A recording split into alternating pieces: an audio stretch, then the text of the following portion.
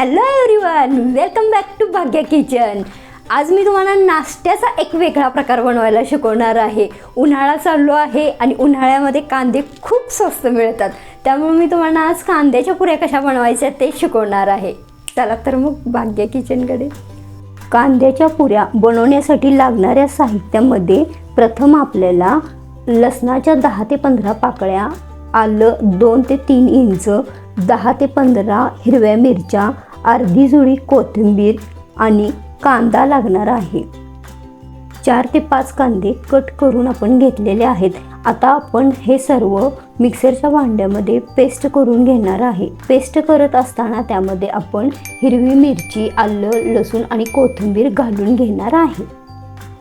Paste आपली तयार झालेली आहे। तयार केलेली पेस्ट परातीमध्ये ओतून घ्या। तयार केलेल्या पेस्टमध्ये 1 चमचा मीठ घालून घ्या। जर तुम्हाला जास्त मीठ हवा असेल तर तुम्ही अजून थोडंसं वाढवू शकता त्याच्यामध्ये।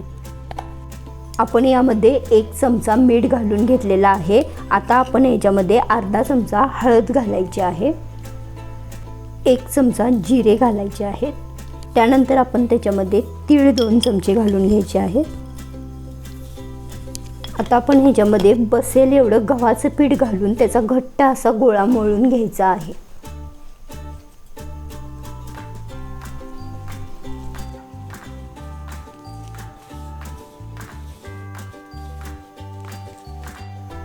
घट्ट असा गोळा मळून घ्या आणि 1 तास असा झाकून ठेवा। 1 तास झाल्यानंतर आपण ह्याच्या पुऱ्या बनवायला घेऊया।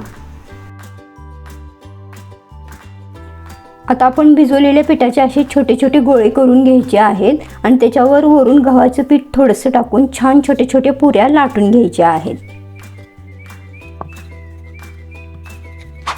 वरून थोडेसे आपण तीळ टाकून घेऊया आणि पुन्हा थोडंसं लाटूया, म्हणजे पुऱ्या तळल्यानंतर खूप सुंदर दिसतात।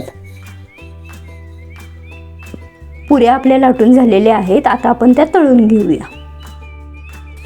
पुरी तळत असताना पुऱ्यांच्या वरून असं तेल घालायचं अशा पद्धतीने, म्हणजे पुऱ्या छान फुगतात।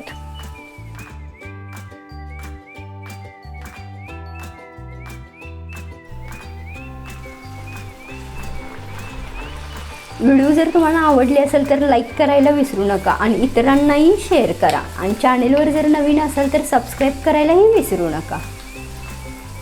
आणि यानंतरची तुम्हाला पुढची कुठली रेसिपी पाहावयाची आहे ते मला कमेंट बॉक्समध्ये अवश्य कळवा।